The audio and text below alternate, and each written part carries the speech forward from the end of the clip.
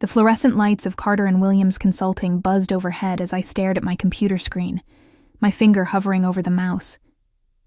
It was just past 7 p.m. on a Tuesday in October, and I was alone in the office, surrounded by the empty desks of my coworkers who had long since headed home to their families or happy hour gatherings in downtown Chicago. Just forward the quarterly reports to the board members, Sarah.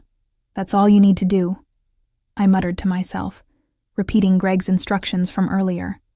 Greg Carter was not only my boss but also the founding partner of the firm, a man whose reputation in the financial consulting world was legendary, at least until that night. I had been Greg's executive assistant for 3 years, a job I had fought hard to get after graduating from Northwestern with my business degree. Greg was demanding but fair, and working directly under him had taught me more about the industry than any class ever could. He trusted me with his schedule, his contacts, and most importantly, his email. The quarterly board meeting was tomorrow morning, and Greg had asked me to forward the Q3 reports to all board members before I left. Simple enough. Except when I opened his email to find the attachment, I noticed something unusual. A draft email titled, Re. Westridge Holdings, Private, sat at the top of his inbox. Westridge was our biggest client, and something about the word private made my heart skip a beat. I shouldn't have clicked it. In the 3 years I'd worked for Greg, I had never once violated his privacy by reading emails not meant for me. But that night, something made me click. Maybe it was curiosity, maybe it was intuition, or maybe it was just plain stupidity. The email was addressed to Marcus Westridge, CEO of Westridge Holdings, and contained a single PDF attachment. The email body was brief. Marcus, as discussed, destroy after reading. G. I hesitated but opened the attachment. What I saw made my blood run cold. It was a detailed strategy for artificially inflating Westridge's quarterly earnings before their IPO next month. Greg had outlined several accounting maneuvers that skirted the edge of legality, if not crossed directly into fraud. The document included projections of how these manipulations would boost Westridge's initial offering by an estimated 30%, potentially generating millions in additional capital. My hands trembled as I scrolled through the 6-page document. I knew enough about finance to understand what I was looking at. A blueprint for securities fraud that could harm countless investors when the true numbers eventually came to light. This can't be real, I whispered to the empty office. Greg Carter had built his reputation on integrity.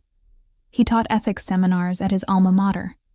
He was featured in Forbes as one of the most trustworthy advisors in America just last year. I closed the document and sat back in my chair, my mind racing. What was I supposed to do with this information? Report it to the SEC? Confront Greg? Pretend I never saw it?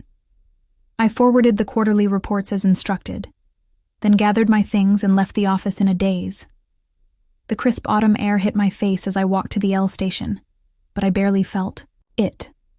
My mind was consumed with what I'd discovered and the impossible choice before me.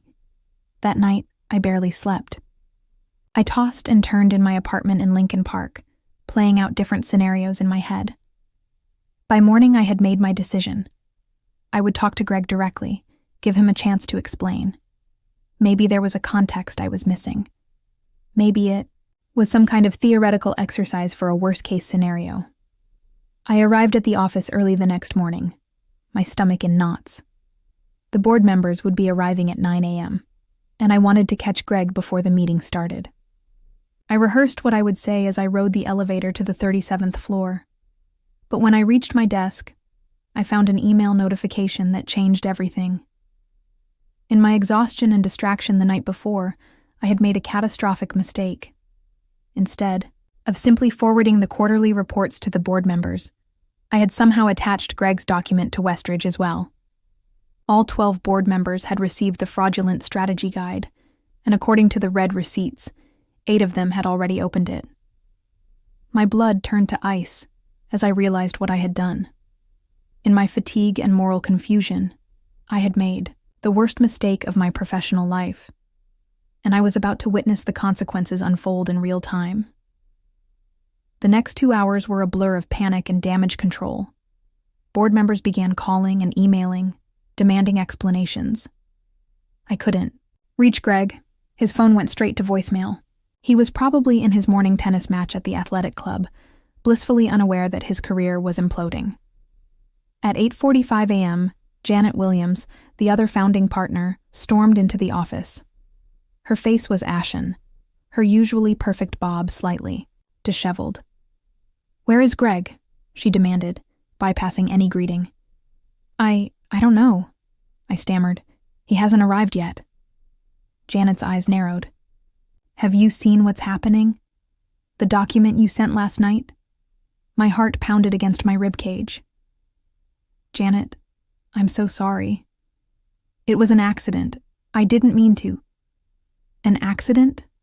She cut me off. "You accidentally attached a confidential document outlining securities fraud to an email sent to our entire board. Put that way, it sounded impossible. But that's exactly what had happened. I was tired and distracted and— Save it," Janet said, holding up her hand. "Legal is already on their way up. 2 board members have already contacted their attorneys. Marcus Westridge has been calling non-stop." As if on cue, my phone rang. Greg's name flashed on the screen. "It's him," I said. Janet motioned for me to answer and put it on speaker. "Greg," I said, my voice barely a whisper. "Sarah, what the hell is going on?" His voice was tight with controlled fury. "I'm getting calls from everyone. Marcus is threatening to sue." "What did you do?" I swallowed hard. "I accidentally forwarded your Westridge document to the board with the quarterly reports." There was silence on the other end. Then, "Which document?" His voice had changed, gone quieter. "The one about inflating their earnings before the IPO," I said. Another long silence. "I'll be there in 20 minutes. Don't talk to anyone else." The line went dead. Janet was staring at me, her expression unreadable. "You need to tell me exactly what happened, Sarah. Right now." So I did. I told her about finding the email, about reading the document, about my sleepless night, and my fatal mistake. By the time I finished, the legal team had arrived, and the office was filling with anxious employees who sensed something was very wrong. Greg arrived at 9:30 a.m. He walked through the office like a man heading to the gallows, his usual confident stride replaced by stiff, measured steps. He didn't look at me as he passed my desk and entered the conference room where Janet and the legal team waited. I wasn't invited to that meeting, but I didn't need to be. Through the glass walls, I could see the confrontation unfold. Greg gesturing emphatically, Janet shaking her head, the lawyers taking notes. Occasionally someone would glance in my direction, and I would quickly look down at my desk.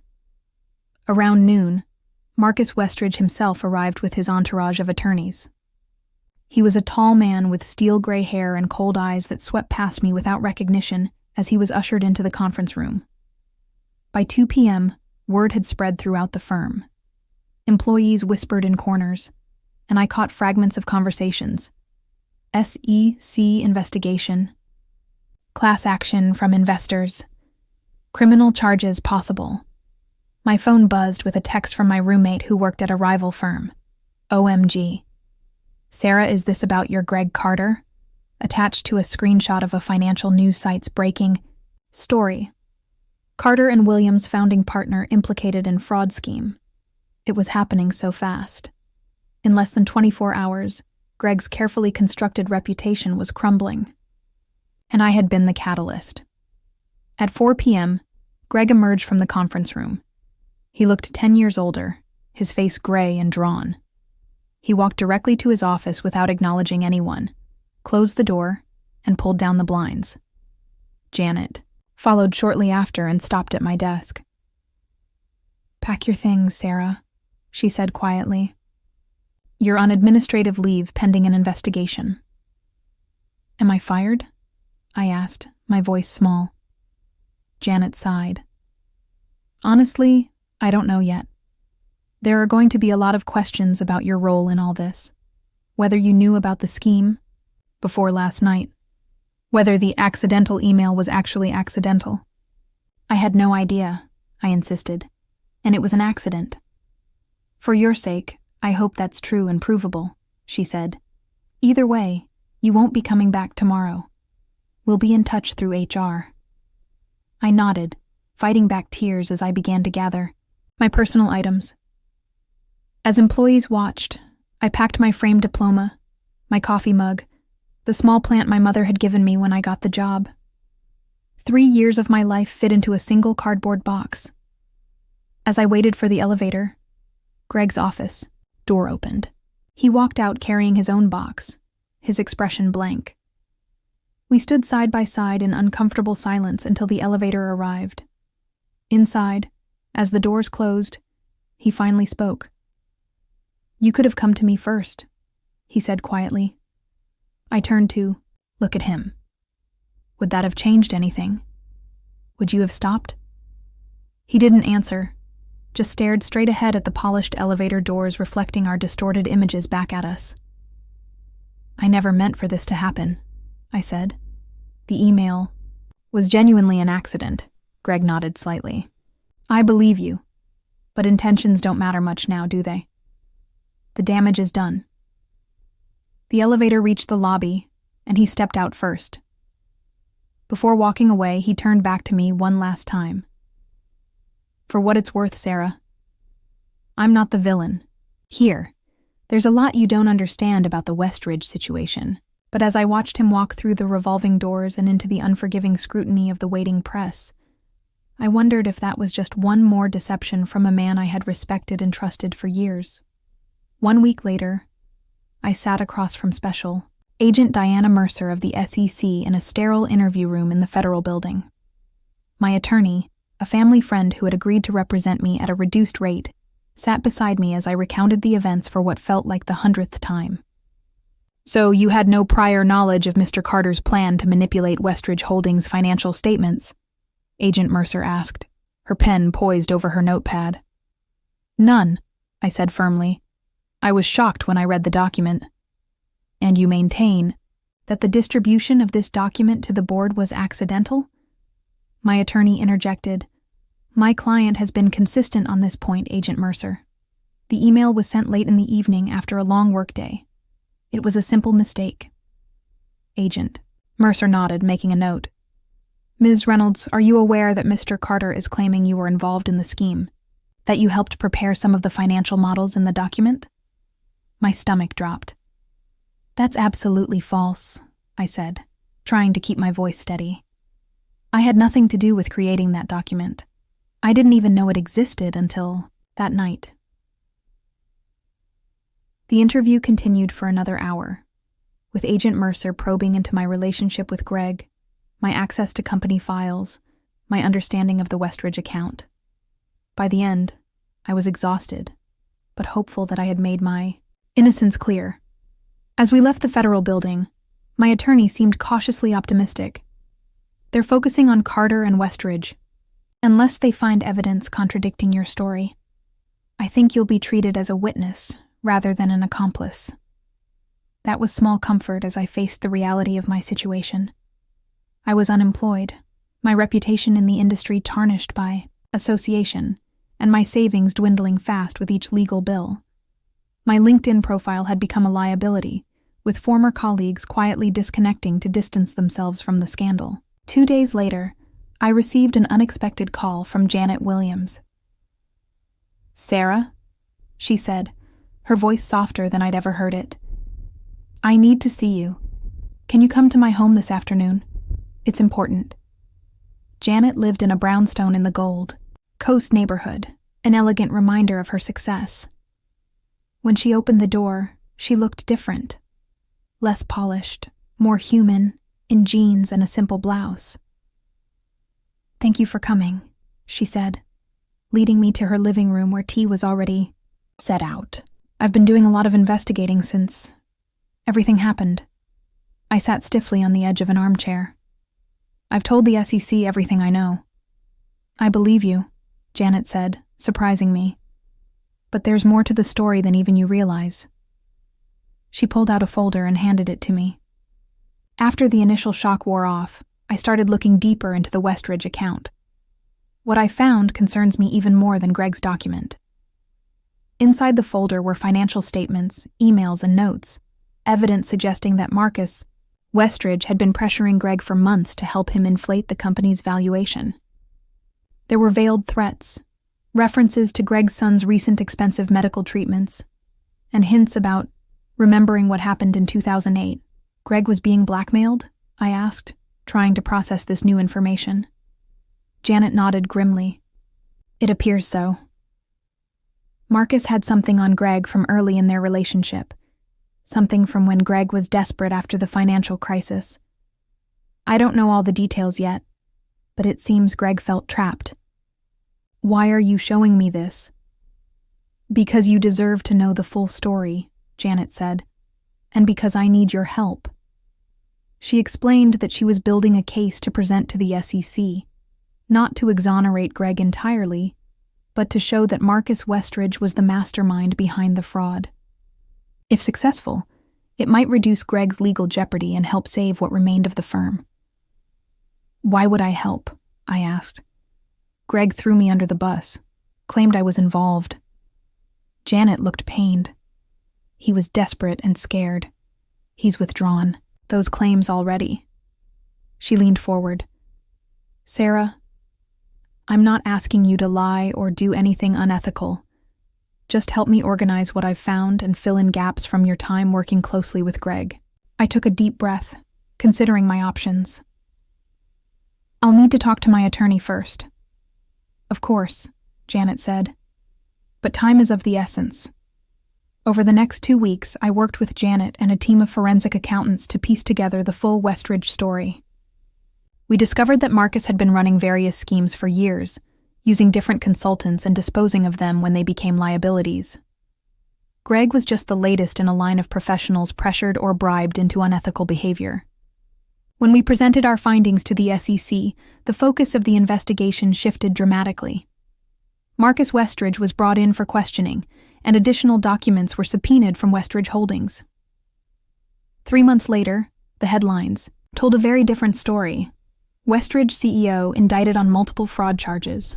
Greg still faced legal consequences, but with a plea deal acknowledging his cooperation and the extenuating circumstances. The firm couldn't be saved. Too much damage had been done. But Janet started a new, smaller consulting practice and, to my surprise, offered me a position. Why would you want me? I asked when she made the offer. I'm the one who leaked the document, accidentally or not. Janet smiled slightly. Because when you found something wrong, your instinct was to address it, not hide it. That's the kind of integrity I want in my firm. She paused. Also, you've proven yourself quite the investigator these past few months. I accepted the position, though not without reservations. The experience had changed me, made me more cautious, more aware of the complex ethical challenges that can arise in our industry. I no longer saw things in black and white. On my first day at the new firm, I received an email from Greg. He was awaiting sentencing, expecting to serve some time despite the plea deal. Sarah, it read, I owe you an apology for many things, but especially for trying to implicate you when I was cornered. That was unforgivable. What began as a small compromise to protect my family spiraled into something I couldn't control. I'm not asking for forgiveness, just acknowledging the truth. Despite how it ended, you were the best assistant I ever had, and I'm grateful that your mistake ultimately brought the whole house of cards down. Sometimes, our worst errors lead to necessary reckonings. Good luck with Janet. She's chosen well. I didn't respond to the email. Some bridges, once burned, can't be rebuilt, but I did learn something valuable from the entire ordeal. Integrity isn't just about avoiding wrongdoing. It's about how you respond when confronted with it, whether it's someone else's or your own. As I settled into my new role, I kept the newspaper clipping announcing Marcus Westridge's indictment pinned to my bulletin board. Not as a trophy, but as a reminder that one person's actions, intentional or not, can change everything. My mistake had cost Greg his career, but his choices had made that outcome inevitable. In the end, perhaps justice was served, however messily, however accidentally.